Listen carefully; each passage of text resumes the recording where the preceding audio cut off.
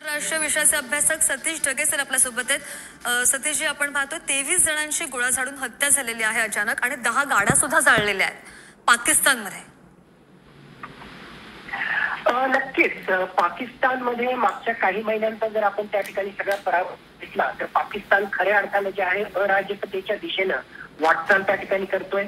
एक प्रकारे जे आहे त्या ठिकाणी पॉलिटिकल इन्स्टॅबिलिटी आहे। ऑलरेडी मागच्या वेळेस जे प्रधानमंत्री होते ते जेलमध्ये आहेत। आर्म फोर्सेस विषयी जे आहे तिथल्या जनतेमध्ये प्रचंड एक प्रकारे जे आहे रोष आहे आणि अर्थव्यवस्थेची काय दिवाळी निघाली हे सगळं जग त्या ठिकाणी बघतंय। आणि आपल्याला हे सुद्धा माहिती आहे की बलुचिस्तान मधली जी जनता जी आहे ती मुळातच पाकिस्तानच्या आर्म्ड फोर्सेस विषयी त्याचबरोबर पाकिस्तानची जी सरकार आहे त्याच्या विरुद्ध वेळोवेळी त्या ठिकाणी भूमिका घेत आलेली आहे। तिथला जो PLA बलुचिस्तान लिबरेशन आर्मी नावाचं एक जे संघटन आहे ते वेळोवेळी जे आहेत अशा प्रकारच्या कारवाया पाकिस्तानच्या आर्म फोर्सेस त्याचबरोबर पाकिस्तानच्या सरकारविरुद्ध करत राहतात। आता आपल्याला नेमकं हे पाहणं आवश्यक आहे, अजून पूर्ण ते डिटेल्स आपल्याकडे आले नाही की यामध्ये अप्रत्यक्षरित्या पाकिस्तानच्या आर्म फोर्सेसचा त्या ठिकाणी हात आहे का इराण पाकिस्तान बॉर्डरशी संबंधित ज्या वेगवेगळ्या संघटना आहेत त्यांचा त्या ठिकाणी काही हात आहे का वेगवेगळ्या प्रकारे ज्याला आपण म्हणू की त्या बलुचिस्तानशी संबंधित ज्या संघटना आहेत त्यांच्यातला हा काही वाद आहे। नेमके हे डिटेल्स आपल्याला त्या ठिकाणी समोर येतील, पण एक गोष्ट मात्र त्या ठिकाणी नक्की की पाकिस्तानमध्ये जे आहे कोणाचाही त्या ठिकाणी कंट्रोल नाही। नावाला फक्त सरकार आहे, नावाला फक्त आर्म्ड फोर्सेस आहे आणि तिथे जी अशांतता आहे ती अशांतता पाकिस्तानला जे आहे तुकडे तुकडे करण्याच्या बाजूला घेऊन जाते। अशीच परिस्थिती दिवसेंदिवस त्या ठिकाणी निर्माण होताना आपल्याला दिसते। हो सतीशजी, पण आपण पाहिलं तर या घटना सातत्यानं होत आहेत, म्हणजे ही काही पहिली वेळ नाहीये आणि त्यामध्येच आता पाकिस्तानमध्ये 23 लोकांची हत्या समोर येणं म्हणजे यासाठी कारणीभूत कोण, जबाबदार कोण?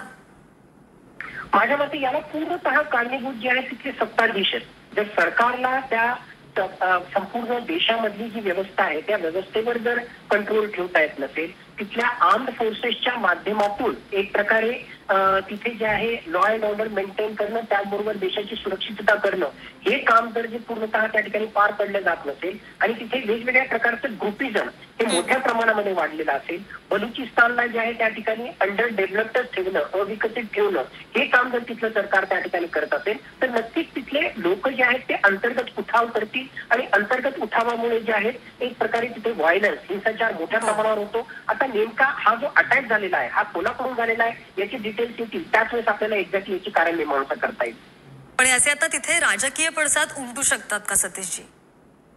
राजकीय पडसाद जे आहे विरोधक जे आहे त्या ठिकाणी याचा नक्कीच त्या विरुद्ध आवाज उठवण्याचा प्रयत्न करतील। त्याचबरोबर बलुचिस्तान मधल्या ज्या वेगवेगळ्या संघटना आहेत ज्यामध्ये महत्वाची BLA नावाची जी संघटना आहे ते सुद्धा या विरुद्ध त्या ठिकाणी आवाज उठवण्याचा प्रयत्न करतील। पण मुळातच आर्म्ड फोर्सेस जे आहे त्या ठिकाणी दबावाचं धोरण इम्प्लिमेंट करत असतं। तिथला जो विरोधी पक्ष आहे ज्याचे प्रमुख PTIचे प्रमुख इम्रान खान हे ऑलरेडी जेलमध्ये आहेत आणि त्यांच्या नांग्या ठेचण्याचं काम एक प्रकारे तिथल्या सरकारने केलेलं आहे। म्हणून विरोधकांनी आवाज जरी त्या ठिकाणी उठवला तरी सुद्धा जे आहे सरकार आणि आर्म फोर्सेस त्याला दाबण्यामध्ये यशस्वी होईल। पण बलुचिस्तानच्या जनतेचा असंतोष जो आहे त्यांचा जो आवाज आहे तो कितपत सरकार किंवा आर्म फोर्सेस दाबू शकतं हे पाहणं आवश्यक आहे। आणि ह्या असंतोषामुळे पाकिस्तानचे जे आहे जसं मी म्हटलं की येणाऱ्या काळामध्ये जे आणखी बुरे हाल होणार आहेत, तिथे हिंसाचार जो आहे आणखी मोठ्या प्रमाणावर वाढण्याची दाट शक्यता आहे।